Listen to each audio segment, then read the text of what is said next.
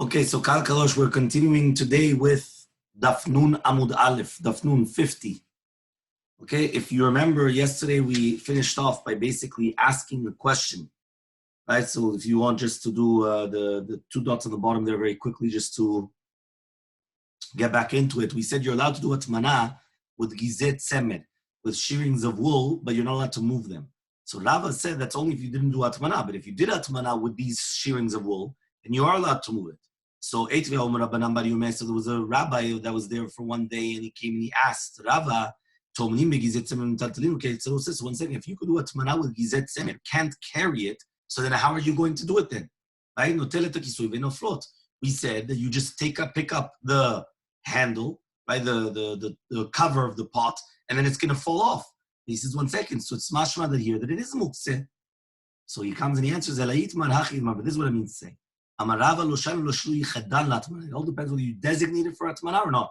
If you designated it for atmana, meaning in a kavua fashion that it's fixed for atmana, so then it's always going to be permitted and there's no muktzeh. However, though, if you didn't designate it for atmana, so then you have to pick up the handle, the cover, and then it's just going to fall on its own. Itman Nami was also stated, Kiata Ravin, when Ravin came from Eretz Yisrael to Bavel, he said, Amar Yaakov, Amar Yasi, ben Shalom, Rebbe, says of Yaakov, and name of Yasi, name of Rebbe Shul, and name of Rebbe. Loshanu la shelo yichdan latmana, yichdan latmana mitaltalin utan. The exact same yisod, that only if you didn't designate it, but if you designated it, then for sure it's going to be permitted to carry it, and there's no problem of muktzeh. Ravina Amar. Ravina now argues on Rava, and he says, no, b'shel iftek shanu. What does that mean? We're talking about iftek. Our Mishnah is talking about gizim of iftek, which is basically like it's an otzar machsan, right, of schura, which basically it's made in order to sell. And therefore, even though you did hatmana with them, there's still muktzeh. Why? Because for sure you're going to come and you're going to sell it. So therefore, and Rava was talking about, the words of Rava was talking about stam gizim, right? That even if you did do it once, it's not muktzeh because, right, he says that they already become miyuchad for hatmana. Okay, so that's just very important to know. So now he comes and he says like this. Okay, Tanya Mihachi, we also learned in the Braita, Gizet semer shel iftek mitaltalin otan. Right, gizet semen of iftek, which means again, that means they come from whether it's a factory or they come from a place where they sell them. So that's what we're talking about, that you are not allowed to carry them. Right? But the balabait came and he said that I'm going to come and use it on a matzav kavua, meaning fixed. I'm going to use this for atmana mitaltalinotan. You are allowed to use it. Tana Rav Elchanan kamed Rav. So taught Rav Elchanan the name of Rav. Chaduyot shel dekel. Right, we're talking about anafim kashim, which are basically the palm tree, the anafim, the branches, shegedran le'etzim, that you took them down in order to use them for wood. So then it becomes muktzeh. Then afterwards you say, you know what, I'm going to sit down on these branches. Tzarich lekasher.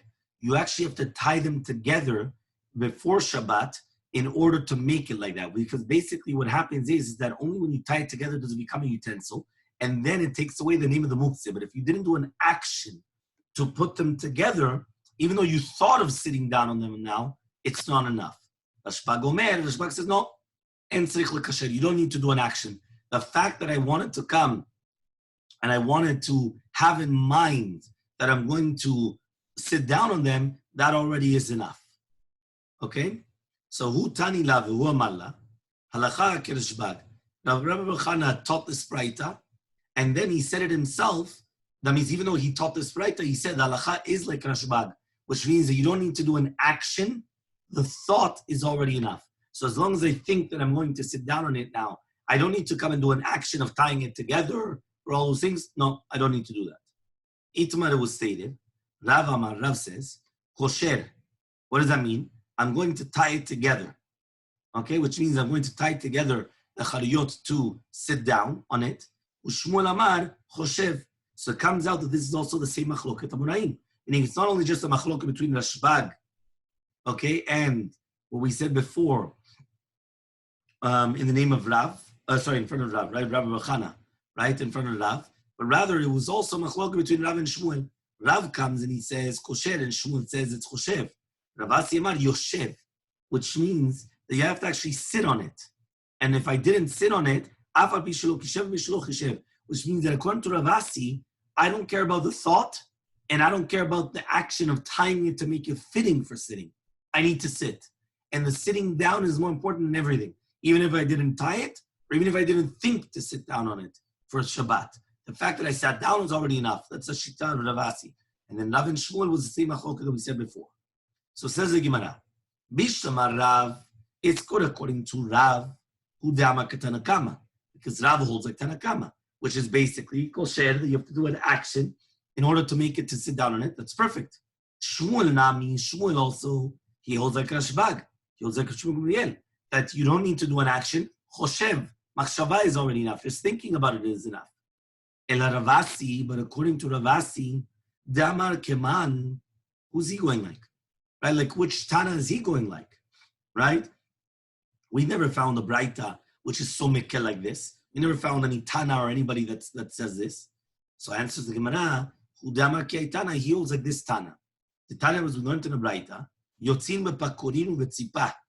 You're allowed to go outside in the Rishut Rabim with saruk, with pishtan saruk, which is basically linen, which was combed, that they put on top of a petza, right? Again. So, let me see.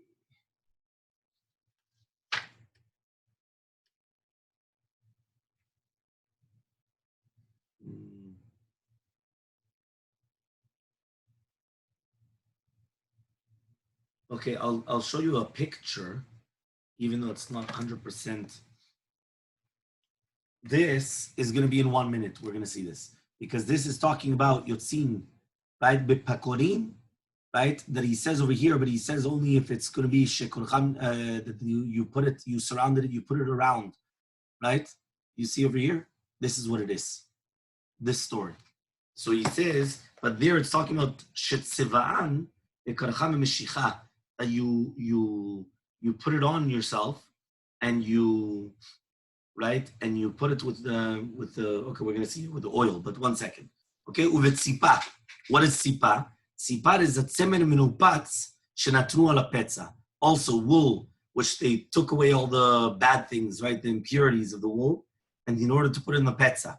Now he says over here, there's no isur of hotza in the Rishut Rabim, because since they're protecting from a petza, right, from a wound that you have, so therefore it's like one of your clothing.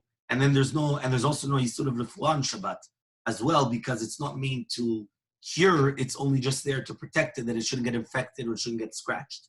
Okay, but when is these words? Izman shetzivan b'shemen, when you were tavalad zeb with oil, right, in order to make it very soft, in order that it's not going to scratch. It means he used to dip it in oil and then put it on the skin. Because if not, it was very, very harsh, it was very strong, and it would actually cause you suffering.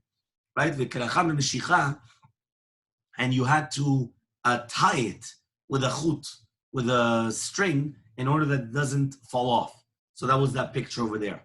But if you didn't put it in oil, or you didn't tie it around, you're not allowed to go out. Why? Because then we're going to suspect that it's not considered miyuchad for this, and therefore it's not like one of your clothing, so you're not allowed to carry it in the Rishut Rabim.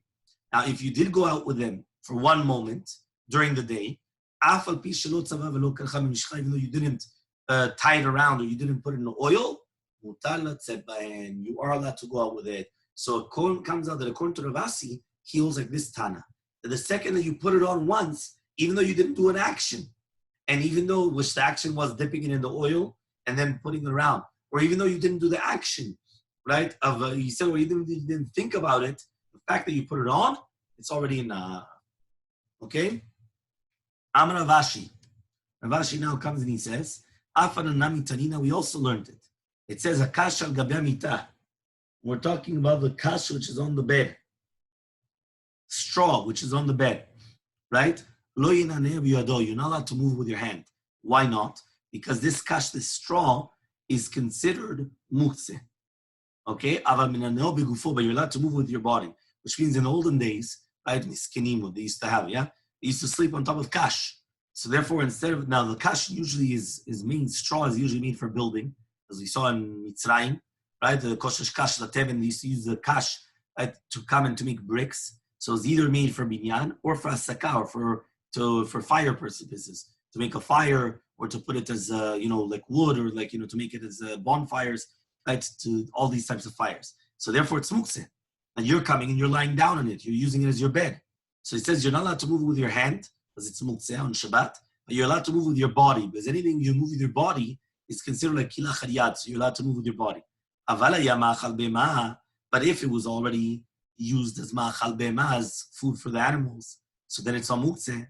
Or shayalav karo sadin mibad yom. Or on top of this, you already had a pillow or a blanket on top of this kash during the day. So then, you're allowed to move with your hand. Shemamina, so this is also going to be a proof that this Mishnah is also in accordance to Ravasi, that the fact that you used it as an action of using it as a bed, even though you didn't do an action of tying it together or you didn't think about it, doesn't matter. It's already enough. So this is a proof to Ravasi also as well. Okay? Fine. Now we're going to try to find out who is the author of the Tanakama, meaning who is the Tanakama. Because we had a machloket Tanakama and Rashbag, the Tanakama said that you had to tie it together in order to make it into a utensil. According to Rashbag, it was enough to think about it. And then we had the third sheet that was Ravasi. So Ravasi held like these Tanaim. But who is the author of the Tana, of the Tanakama? So Man Tana de Paligale de Rashbag, who is the Tana that argues on Rashbag? So Rav Chanina ben Akiva. So Rav Chanina ben Akiva comes and he says he's the one, he is the author that argues on Rashbag. The Chiyata Ravdini was Ravdini came from it, sent to Bavel. Amar Zira, Rav Chanina says Zira and Rav Chanina, Pamachat alach Rav Chanina ben Akiva lemakom echad. It once happened that Rav Chanina ben Akiva went to a place, Matzah chaliyot shel dekel shegadol mishum etzim, and he saw that there was chaliyot of dekel, these palm branches that they were that they took them down for etzim, for wood to use as bonfire. So he told the students on Erev Shabbat, go out and think about it, that you're going to use them in order that we could sit down on them on Shabbat. But I didn't know if Rav Chanina ben Akiva was talking about his Talmidim Firush, that he's talking about the Yichud, right? We're doing it for a certain reason, but I don't know the exact action. Was it talking about a Bet HaMishtea wedding, right? That means we're talking about a wedding, or they were talking about a velut, a Bet Avel. But nevertheless, only because it was Tzorech Mitzvah, and they didn't have enough time to tie it together, that's why he said, just think about it, even without a Maseh. So the Kamar, from the fact that he said, that if we didn't know if it was going to be because it was a Sheva Berachot, or because it was going to be Bet Avel. Dafka Bet Avel, Bet HaMishteh, because they were taru, they were very busy, and therefore they didn't have the time to come and start tying it together during the day. Right? But by us, Kashar inu kashalo. That's only if you tied it together, yes. But if you didn't tie it together, then no. So I don't know. Right? We weren't sure. So Amar of Yehuda says of Yehuda. Right? We're also going to bring, right? So therefore, basically, just to finish off the last point, we learned from there that Rav Chanina ben Akiva is the author that says usually you do have to tie it together, and only because of Bet Avel and Bet Nishteh that they were very busy, that's why they didn't need to do it. They just needed to think about it, and it was already enough. Amar of Yehuda, another braita. Adam melokupato afar. A person could come on Erev Shabbat to his house with a basket full of dirt, and he could put it on the earth of his ground, right? And he could use it for whatever he wants on Shabbat. Which means the fact that he came and he put it inside of his house, it's now designated to use it for whatever that he needs it, and therefore it's not muktzeh. That means usually dirt itself is muktzeh. But now that I did this, now I could use it for whatever I want. So Darash Marzutra Mishmed Marzutra Rabba. So Marzutra comes and he said the name of Marzutra Rabba. So he said this is only if he designated a corner for it. And not just stam that he came into his house and he put it down. He has to put it in a corner, and this is where I'm going to start using it for it. And then it's going to be permitted to use it. But if not, then it's a sur to move it because of muktzeh. So Amru Rabbanan came Rav Papa. The rabbis came and they said in front of Rav Papa, Keman, like which machloket tanaim are we going like to do with the chariyot of dekel? Kirashbag. It has to be going like Kirashbag. Why? The Ikar Rabbanan, but it's going to be like the rabbis, which is Chanina ben Akiva, Ha'amre ba'in ma'aseh, you need an action. Here you didn't do an action. You just put it in the corner of your house and you thought about it. So says the Gemara, no. Amalu of Papa. Papa said, what are you talking about? Even if you're going to say it's going to be like the Tanakama, if you tell Rabbanan, why? When did the rabbi say that you need to do an action? He says, if you could do an action. No. He says here, what action are you going to do on the earth? You took earth from outside and you brought it into your house. What are you going to do with it? There's nothing what to do. So therefore here, you don't have to do an action, even according to the Chachamim. Chachamim only said you need to do an action if you could do an action. But here, what are you going to do? So it says the Gemara, why don't we just say it's a machloket Tanaim? Right? This machloket is machloket Tanaim. If muktzeh on something that does not need an action, is it enough to do a machshava? Or you also need to do an action or not? Nema ketanai, why don't we just say it's a machloket Tanaim? Bakol chafin et kelim. On everything, you're allowed to come and to be mishafshef the kelim in order to clean it on Shabbat. Except for kli kesef, right? Except for silverware, right? Begratchon, right? Which is with an even yain. Because then what happens is it makes it nicer, and you're over on memachek. Machek is like smoothing it out, okay? Which is another melacha. Han neter vechol mutar. But if you're going to use neter vechol, right? Which basically it says over here, it's like a type of chomer in order to clean. So it's a cleaning utensil or sand. It's going to be mutar. Tanya, what we learned on the right, neter vechol asur. So one second, is it mutar or asur to use neter vechol in order to clean this utensil of silver?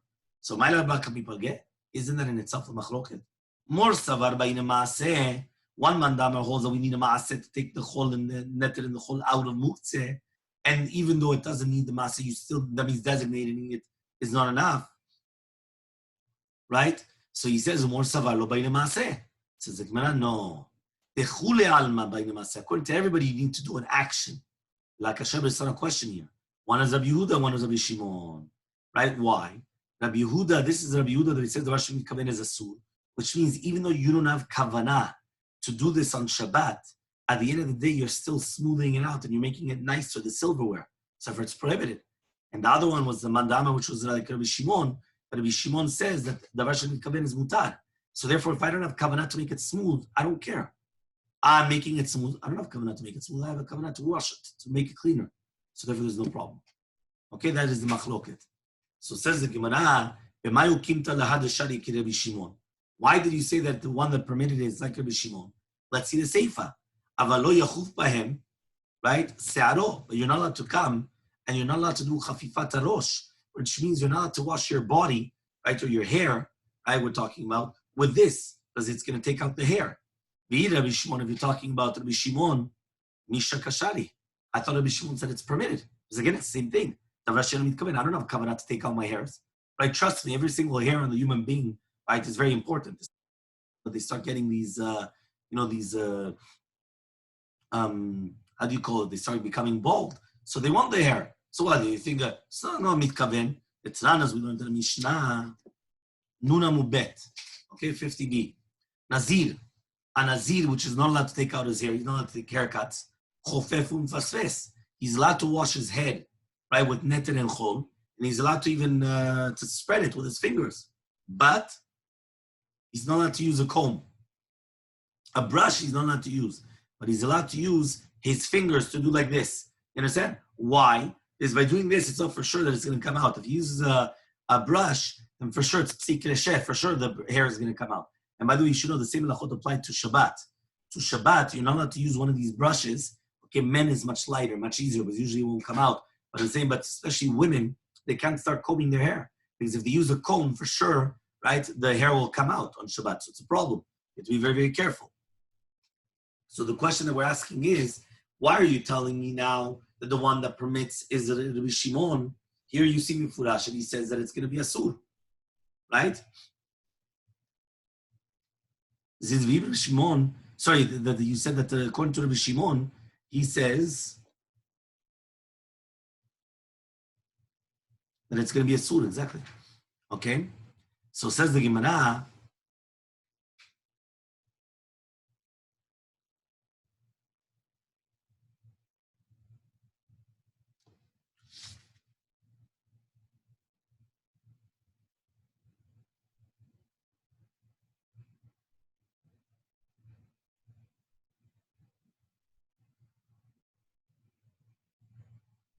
so the question is, if right now the Seifa there says, Lo Yechof Ba'em Se'aro on Shabbat, why not? According to Shitat Rabbi Shimon, you are allowed to do Chafifa, right? Why? Because it's not, it's the Vasher Mitkaven. So answers the Gemara, Ela Haveha Rabbi Yehuda. But you're right. the entire both Braitot are Rabbi Yehuda. Okay? Which means the Braita that says that it's a sur because Davar Shel Mikavin is a sur. So therefore you're right. And even the Braita that says you're allowed to come and to wash the utensils, right, is going to be Oser with the hair. Now why? There are two Tanaim according to Shittat Rabbi Yehuda. Hai Tana liba de Rabbi Yehuda savar garir. Hai Tana liba de Rabbi Yehuda savar lo garir. The one Tana of Rabbi Yehuda holds that when he holds that you're not allowed to come and clean the utensil with net and chol, he holds that net and chol as a sur because it's machliket a kesef. It's making it very smooth. And therefore, Davar Shel Mitkaven is a sur. Means even though you didn't have intention for it, it's still going to be a sur. Okay? But he says, and the second Tana, right, Liba de Rabbi Yehuda, lo garid. What does it mean, lo garid? He comes and he says, lo garid means that he doesn't hold that it's going to make it smooth, and therefore it's going to become permitted to use this on Shabbat. Okay? So says now the Gemara, why did you say that it was going like Rabbi Yehuda? Ema Seifa. Let's see the Seifa. He says you are allowed to wash your face, hands, and feet, and there's no problem, right? 1 second. But you're also taking off hair there. When you're washing your hands, face, and feet with the neter and chol, with the sand and this product, at the end of the day, again, you're taking out hairs, and the Davar Shel Mitkaven is a sur. So one answer is Ibai Teima Bekatan. We're talking about a child. So if our child doesn't have any hair, right? So therefore, right? So you're allowed to do it. And another answer is Ibai Teima Bisha, with a woman, right? That hopefully she doesn't have hairs. So therefore, if she doesn't have hairs, again, she's allowed to wash her face and everything. Ibai Teima, if you could tell me, it's a saris, which means it's an adult, but he doesn't have a beard because he's like a katan. He's a sterile person, so he doesn't grow hair. Okay, so those are three different answers about why, according to Shittat Rabbi Yehuda, you would be able to in the Seifa, and it's still like Rabbi Yehuda, right? That the Davar Shel Mitkaven is going to be a sur. Okay? Amar Rabbi Yehuda, says Rabbi Yehuda, Afar levenata shari. Afar, which is created through kitishat levena, which means that when you're going to come, you're going to start crushing. Oh, some people say it's levona, which is a bosim, and some say levena, which is a brick. But basically what you do is it's dirt which you create by crushing a brick. So you're allowed to use it to wash your face even though you have a beard, because it doesn't for sure take out the hairs. Amar of Yosef says, Yosef, huspa diyasmin shari, also psolet of shum shenim, right, is also going to be permitted, right, the refuse of sesame seeds. Amar Rava says, afar pilpel shari, also davkat pilpel. Also, you could crush pilpelim, right, peppers, and also you could use it to wash your face. Amar Rav Sheshat says, Rav Sheshat, barda shari. You're also allowed to use barda. What is barda? My barda. Amar Rav Yosef, tilta ahala vetilta asa vetilta sigle. It's a mixture of a third of a special type of a plant called ahal, right? A third of a hadassim, of myrtle, and a third of segalim, of violets. Okay? Amar of Nechemia bar Yosef says of Nechemia bar Yosef, kolecha deleka ruba ala, as long as you don't have the rov of ahala. Ala, if I remember, is aloe, no? Aloes. Yeah, Aloes. aloes, right? Brothers, I remember, but it's aloe. So it says over here, so this, it says, as long as you don't have the majority of aloe, it's going to be shabbat, it's going to be permitted. Okay? Another story now. Okay? We're going to another topic. Ba minim Rav Sheshat, the answer of Sheshat. Ma'u liftsoa zitim b'Shabbat. Am I allowed to break open the olives on Shabbat or not? When you buy olives, you already buy them properly done. But if you buy them from the field, when they pluck them down, they're very, very bitter. So you can't even eat them. So what they do is they crush them. They start pounding on it. So are you allowed to do that on Shabbat, right, with a stone that you come hitting the olives in order to sweeten the bitterness or not? Are you allowed to do that on Shabbat or not? Samar lehu, he told them, are you allowed to do that even during the weekday? He says, why? Because you're ruining it. Why? Because when you start beating on these olives, you make liquid come out of the olives, and it's going to waste. So it's about tashchit. You're making it waste. So says the Gemara, Lema pliga de Shmuel. Why don't we just say that it argues on Shmuel? Ta'amar Shmuel, but Shmuel says, Adam bepat. You're allowed to do whatever you want with bread. What does that mean? That you're allowed to use the bread for anything that you want. And we're not going to suspect for Hefsed Ochlim. So Amri, they said, Yeah, pat meisa. Right. It says Amri. They said pat lo meisa. Pat is not becoming maus. It's not become disgusting to another thing. Therefore, you could still eat it that way, and that's why you're allowed to do so. Hani meisa, but these they are maus. Okay, Amemar Marzutra and Rashi Vuyatve. So Amemar Marzutra and Rashi were sitting down. Right, you look at Mayu Barda, and they brought Barda. Right, Amemar Virav Ashi Mashu. So Amemar and Rav Ashi, they washed themselves with Barda. Marzutra didn't. So Amru, they told Marzutra, Lo Sar Lamar Hadav Rashi Barda Shari. He says Barda is permitted. Amar Lehu. So he told them Rav Mordechai Bar Mineh Derat Medemor. And Amora, which his name was Rav Mordechai. Sorry, Amar lahem Rav Mordechai. Rav Mordechai answered for Marzutra. Bar Mineh Demor. Right? Don't start putting pressure on him to do that. He doesn't know that you're allowed to do it even during the weekday. Savalak Aditani was he holds like this brighta. Megarer Adam glidet soa. Glide makasha besor b'shvil tzaro. Im b'shvil yapot asur. You're only allowed to come in to take away lichluch, right, of excrement, dirt of excrement, or a makah. You're allowed to do that, right? Only because of tsa'ar. But if you're doing it to beautify yourself, it's also prohibited. Why? Because he holds of lo yibash kever simlat isha, which means that you're not allowed that if it's the normal thing of the women to beautify themselves, not men. So if you're going to come and you're going to start beautifying yourself, it's asur because you're acting like a woman. Lo tilbash ve'inhu keman savrua. So what do they hold then? Everybody holds you're not allowed to beautify like a woman. So what are you doing? So Kiadatanya says no. It's a how do you call it? If you're going to come and you're going to wash your hands, face, and feet, that's for your creator. That's for HaKadosh Baruch Hu, and therefore it's permitted. It's not because you're doing it to beautify yourself. It's because it's respect out of HaKadosh Baruch Hu. Kol Pal Hashem Maneo. You should do all your actions for HaKadosh Baruch Hu, and therefore it's going to be permitted. Okay? Very good. 2 dots. Everyone clear until here? Yes. Okay. Bilazar ben Azariah Omer. Bilazar ben Azariah says, Kupa, matal tzidav notel shema yitol. It says a kupa, you're allowed to put it on the side, okay? And you just let it fall. So you tilt it, and then it falls. All the things on top, the mukse, which was on top, the gizet semer. Okay? Why? Because maybe you're going to take it off and then you can do chazara. So Amr Biyaba, Amr Mechia Barashi Marav, says the Biyaba, the name Mechia Barashi Marav, Hakol Modim, everybody agrees, whether Chachamim or Rabbi Lazar ben Azariah, Shein Nitkalkela Guma, that if right now the halal, right, which means the space underneath where the pot was, became filled, okay, Asul Lachzir, you're not allowed to do Atmana again. Why? Because then you have to move the dirt, and then you're moving Mukse.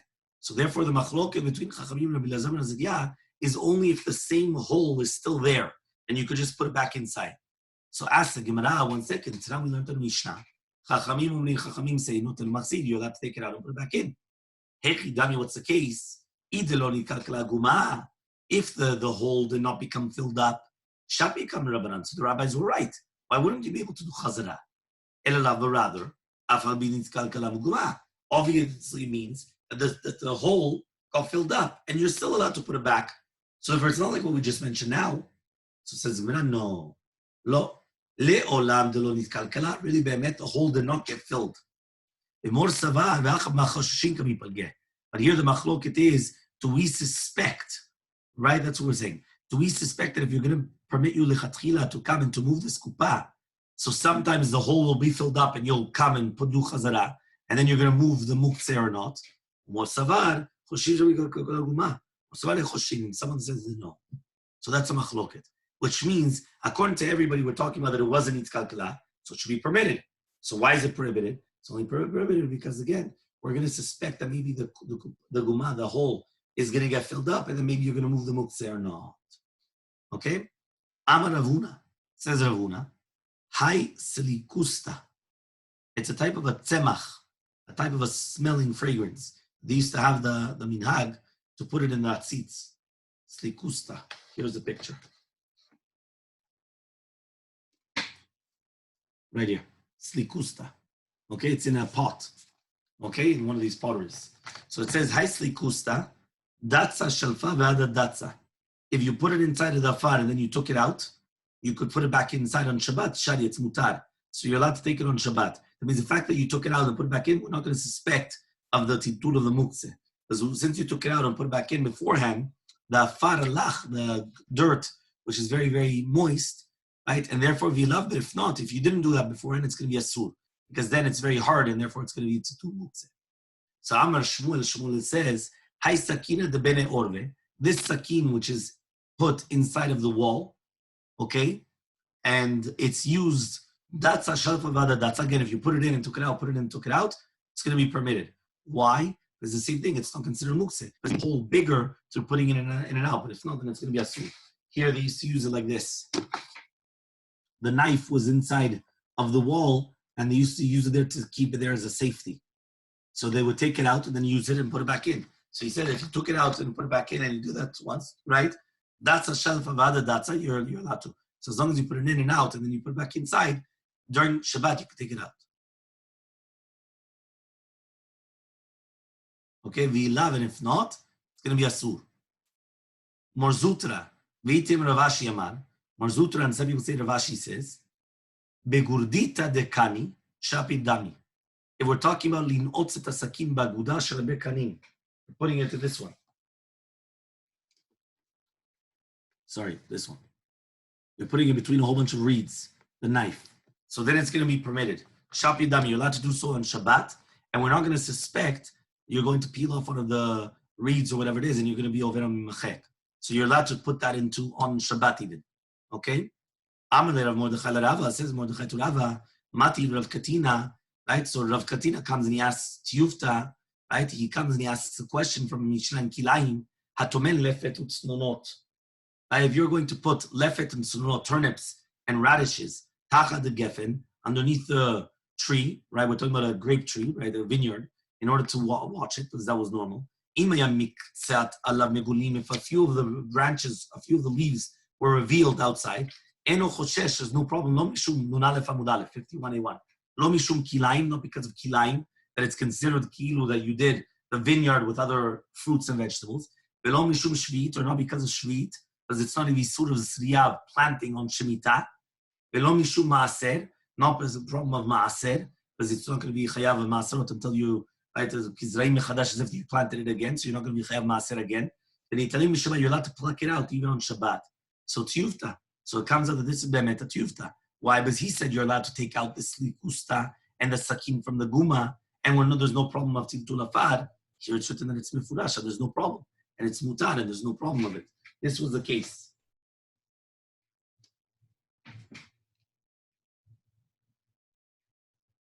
You see it? You have them in the ground. So in the first case over here, right, some of it is still above. Miktsat alim megulim. But in the other one, it was further down.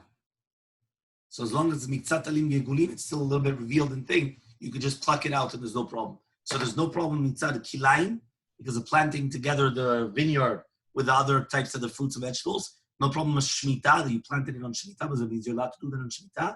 No problem Maaser, that if you already separated the Masrot, it's not considered a new planting that you have to do Maaser again, and you're allowed to take it out on Shabbat. So this is Be'emet a Tiyufta against him, that for sure you're allowed to do such a thing. Okay?